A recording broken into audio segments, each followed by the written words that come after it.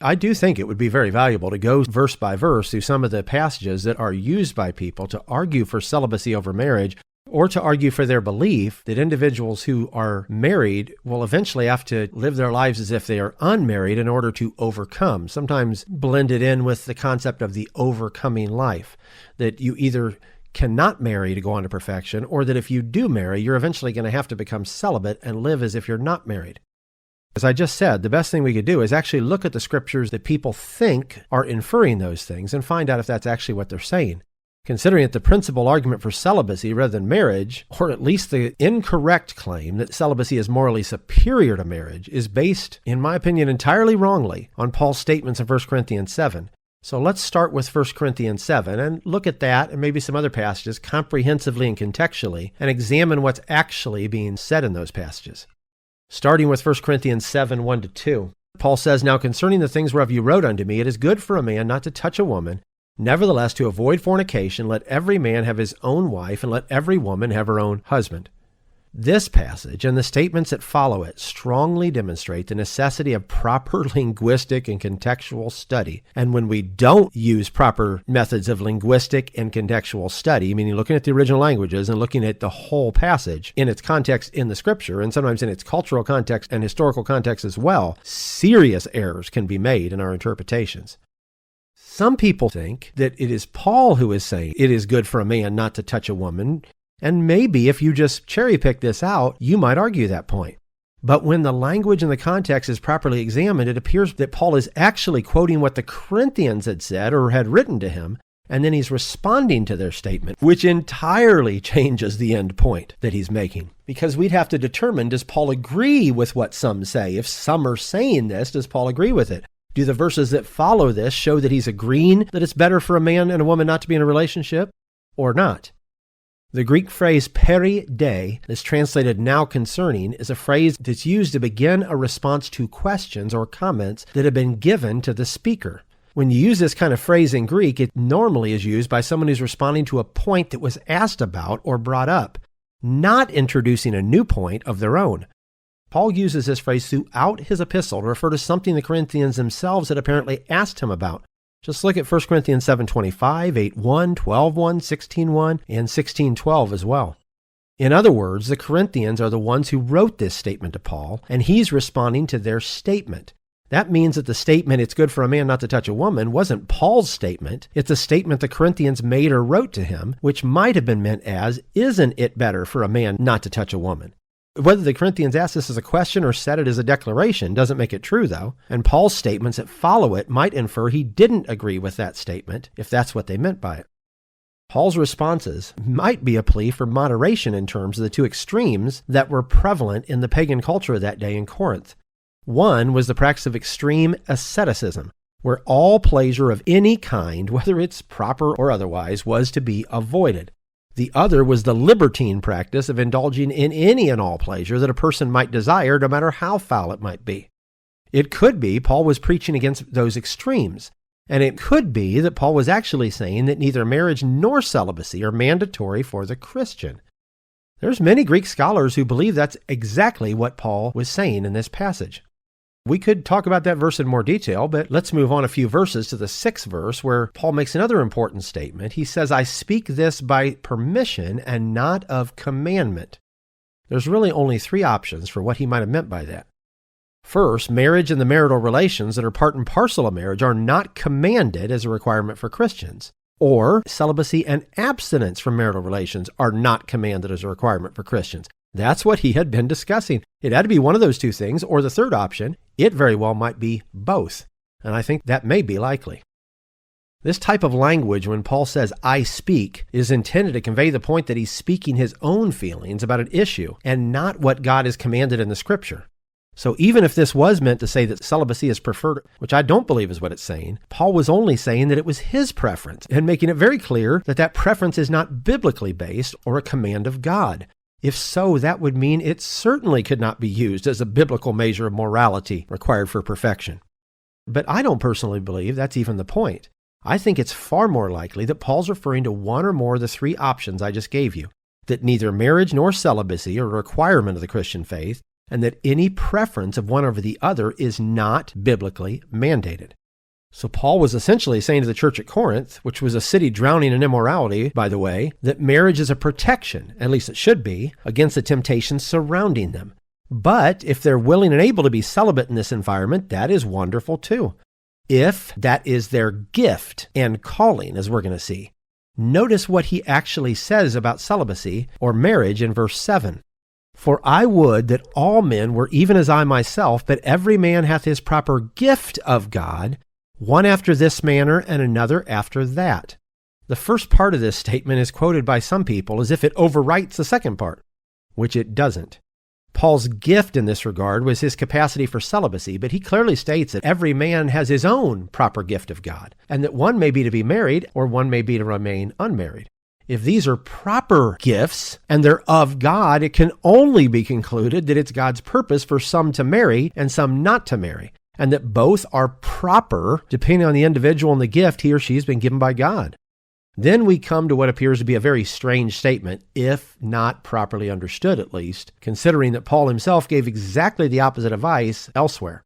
In the 8th to the 9th verse, he says, I say therefore to the unmarried and widows, it is good for them if they abide even as I. But if they cannot contain, let them marry, for it is better to marry than to burn.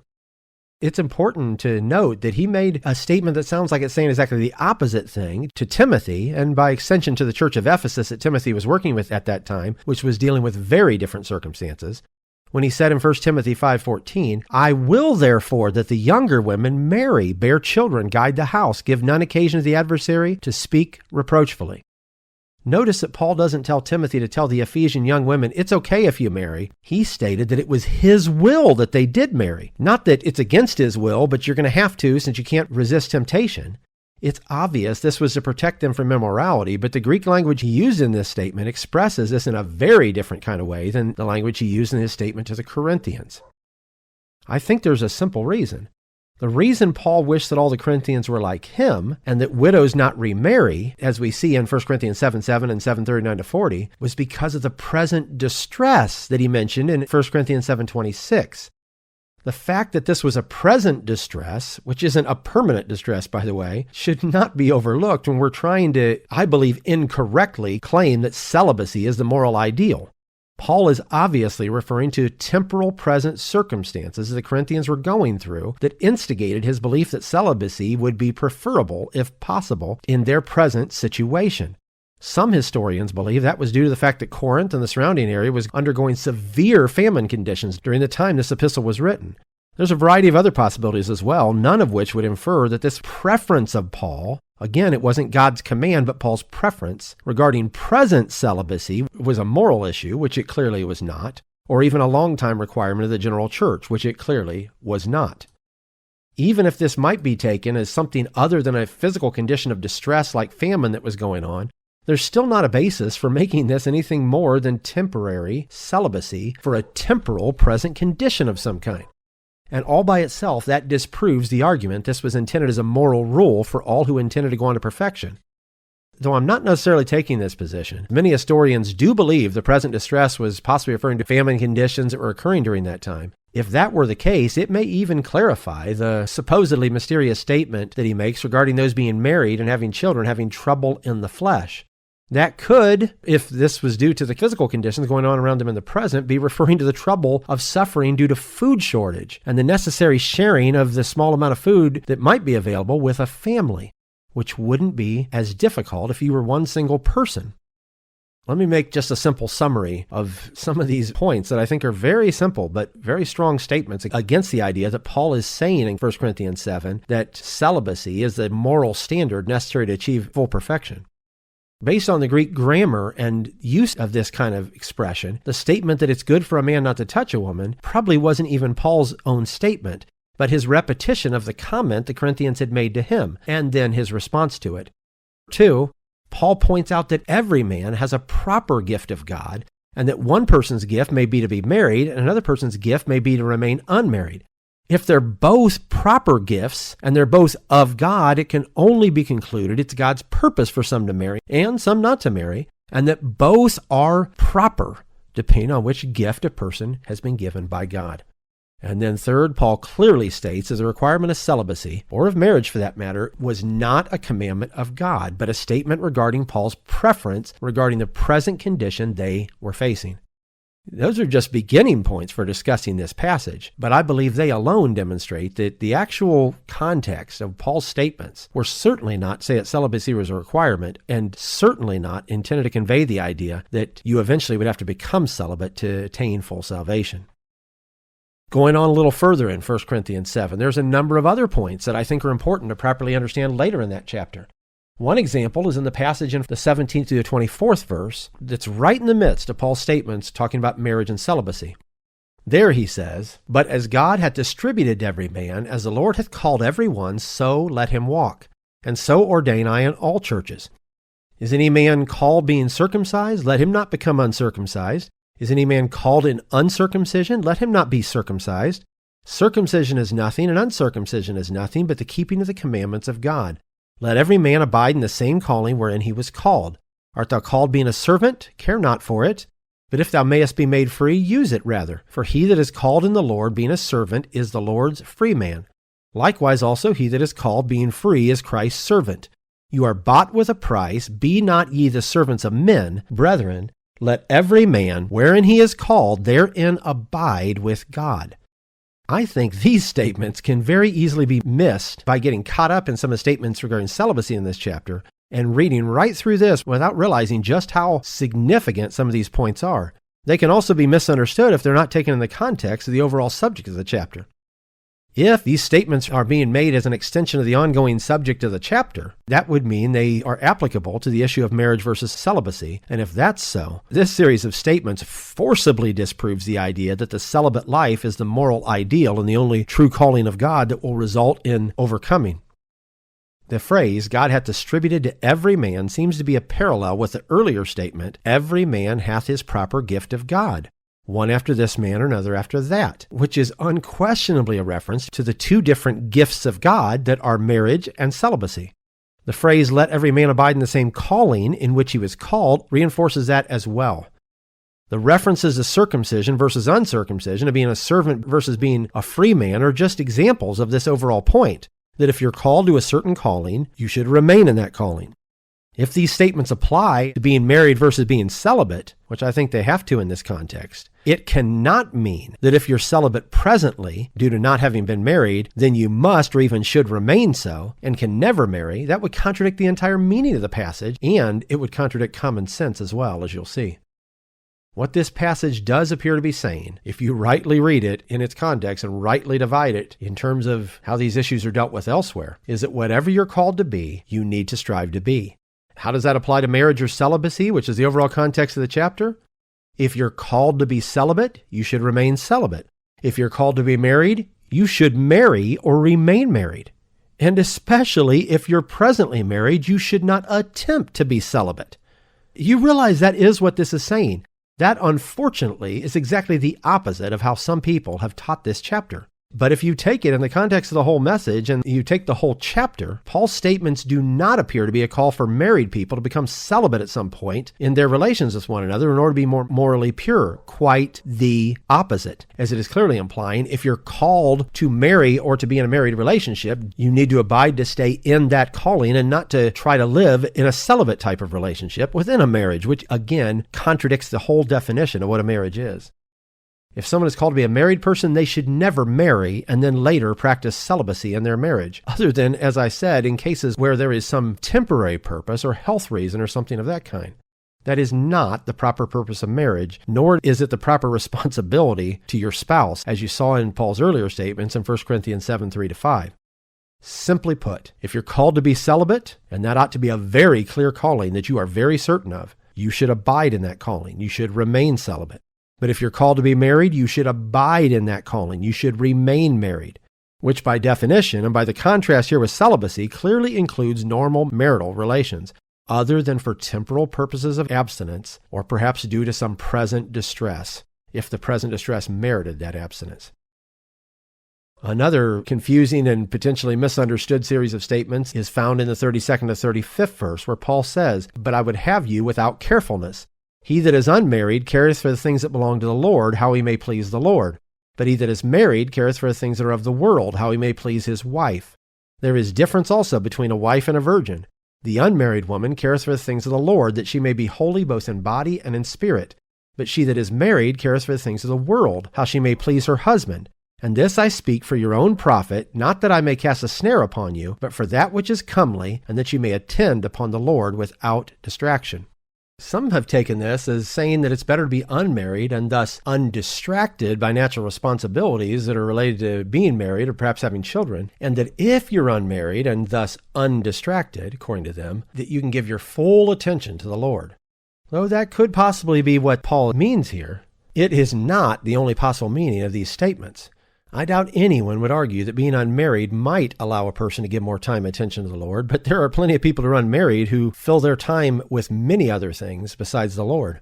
And, more importantly, there is no biblical basis for arguing that someone who's married is unable to give the Lord enough time and attention to carry out his complete will in their life.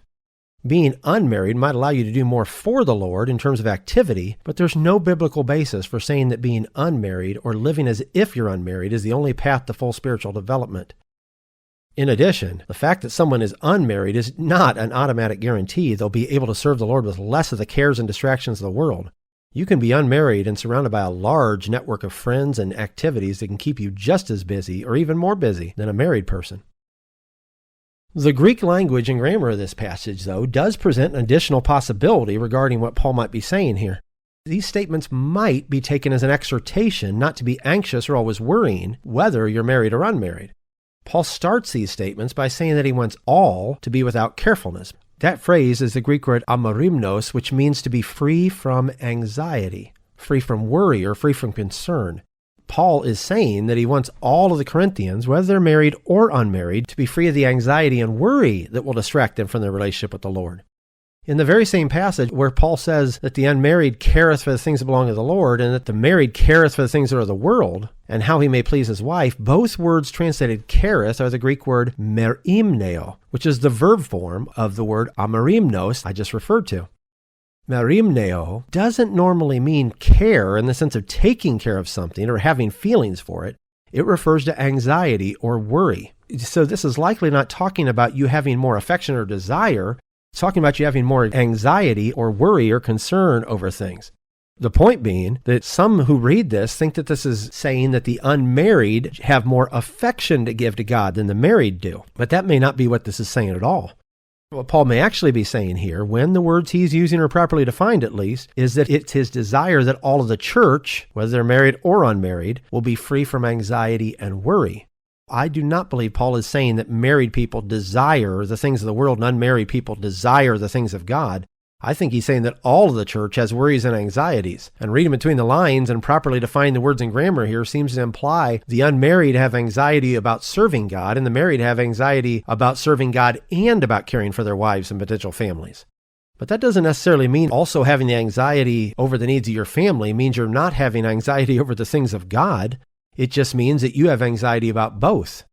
So if the word care there is referring to anxiety or worry, the unmarried worry about their relationship with God, and the married worry about their relationship with their family, but not in contradistinction to one another, but in the fact that the married also worry about their relationship with their families, not just their relationship with God.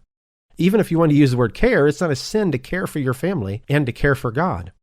It appears that it's the anxiety that Paul is talking about that's the problem, and not whether someone's married or unmarried. A married person might have more anxiety to deal with, but it's the anxiety that all have to deal with that's the core issue. And that seems to be supported by the statement that he hopes that all, which would include the married and unmarried, may attend upon the Lord without distraction. Which, by the way, would tell you that just because you're unmarried doesn't mean you won't have distractions, because he's hoping that for all, both married and unmarried. Paul doesn't want any of the church members, whether they're married or unmarried, to be distracted by their anxieties and worries.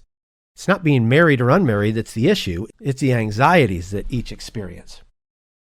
Let me come back to this seeming contradiction between some of Paul's statements here in 1 Corinthians 7 and his statements in 1 Timothy 5:11-15, where he advises that young widows should marry.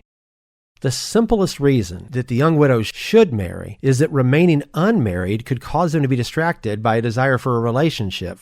It cause them to become idle, cause them to get caught up in gossip and other things. Understand that is very significant because the first of those issues a desire for a relationship, demonstrates that someone who's not married, someone who's presently celibate, what Paul referred to as virgins in that passage, can be just as distracted or even more from the right things and turn from God as someone could be distracted by the responsibilities of being in a married life. And that seems to prove that being single is not the spiritual cure for attaining moral perfection, as there is just as much or more potential for the wrong kinds of distractions from God's service in the single life as there is in the married life. Now, it is true that a married person, especially if they're also a parent, has more anxieties regardless of their natural responsibilities than the average single person does. But I can say, from well over 20 years of experience, that I have never been less anxious about pleasing God because I'm married and because I have children. I have not lost or replaced my anxiety about pleasing God with an anxiety about pleasing my wife and children. I do have great anxiety about pleasing my wife and children, but it doesn't override or lessen my anxiety about pleasing God. In fact, almost the opposite is the case. Though I'm anxious about the needs of my wife and children, I am just as much or more anxious as a husband and a father about pleasing God. The awareness of my responsibility for the spiritual environment of my home and the spiritual protection development of my family and all the resulting anxiety that can cause hasn't distracted me from God. It's compelled me to draw closer to Him. The beautiful burden of caring for and having anxiety over my wife and children has caused me to long for a deeper intimacy and a more faithful relationship with the Lord, not less. The anxiety of my responsibility for them has caused me to seek the only one who alone is able to divinely provide and protect for my family, the one who's able to make me what I ought to be, which is my goal of being a godly and good father, husband, and pastor. I'm not less concerned with God's business because of the business of having a family. I'm more concerned than I might be if I didn't have a family, and I'm more anxious about displeasing God than I was before I was married or had children. I am responsible not just to them, but to Him for how I treat them. That is at the heart of every man abiding in his calling. Part of my calling is to be a husband and a father, and being a husband and a father actually impels me to draw closer to God and to be more like His Son Jesus. As a sidestep from that, it might be worth considering the similarities in the role of a pastor to that of a father. If the argument's made that being a husband and father is going to cause you to have concern over your family over and against your own full spiritual development, which I believe is exceptionally untrue, what does that say about the role of a pastor? A pastor carries the fatherly burden of a whole assembly or multiple assemblies that are made up of a number of families. If having children is such a distraction from giving yourself fully to God that it will prevent you from personally and individually going on to perfection, wouldn't being a pastor limit your personal individual spiritual growth in the very same way? Of course not. And I believe that proves the point I've been attempting to make throughout. The responsibilities we have to others besides ourselves, whether a wife, children, or extended family, or as a pastor, the families who constitute a church, are often part and parcel of what makes up the pressures and the self-sacrificial actions that are not only beneficial to our family or our church, but which are producing something in us individually as well, and that will, if it's brought to full fruition, produce the very perfection we're seeking. On one more note that I don't feel we've sufficiently answered in this discussion, if the marital relationship is morally unclean and thus sinful, as some apparently seem to believe, and if that relationship was part of God's original intent for mankind and for the production of children, there's no choice but to conclude that it was God's will and design for mankind to sin. And not just that He would allow mankind to sin, but that He Himself commanded them to sin, because 3 of the 5 commands that God gave to man in Genesis 1:28 are related to procreation and the production of children, and they were given prior to the fall, when man was still in a state of at least relative perfection, what we might call innocence, sinlessness. It is a fact that moral uncleanness equals sin. And thus, if marriage and marital relations are morally unclean, then marriage and marital relations are sinful. That leads to only one of 2 conclusions, and I'll let you determine which you believe is more biblical. First, if marital relations are morally unclean, then they are sin and must be overcome in order to go on to moral perfection, which is what some believe. But if marital relations are sin, then as I just said, God commanded mankind to sin when He commanded them to procreate in order to populate the earth. And He did so even before the fall occurred and man had ever done anything that was sinful. If marital relations are sin, the only conclusion is that God created a sinful process that was part of His original creation that He called good and very good. But on the other hand, if marital relations are not sin, then they cannot be considered morally unclean, and someone having marital relations within a proper marital relationship would have no bearing on their moral perfection or lack thereof. If marital relations are not sin, then God was not commanding mankind to sin by carrying out the procreation that would populate the earth, and I don't believe he was. If marital relations are not sin, then God's design for that process to be used to procreate and populate the earth was a good and not an evil act, and I believe that it was. There are several things that I pray haven't been lost in the length and the breadth of this discussion that we've had on this subject. First, I absolutely believe in the spiritual value of celibacy and the spiritual value of marriage. True marriage, though, and not just a facade. There are things that can be produced in the life of an individual in each of these types of relationships, and both are proper gifts of God.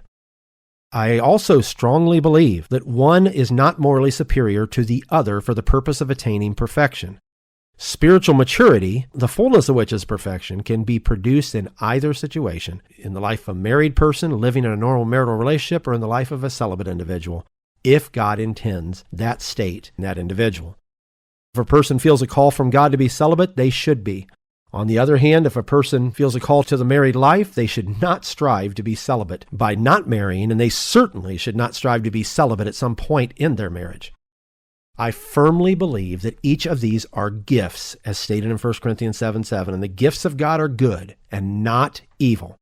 If God gives a man a certain spiritual gift, like an office of the ministry, and he doesn't give another man the same spiritual gift, that doesn't mean both men can't go on to perfection.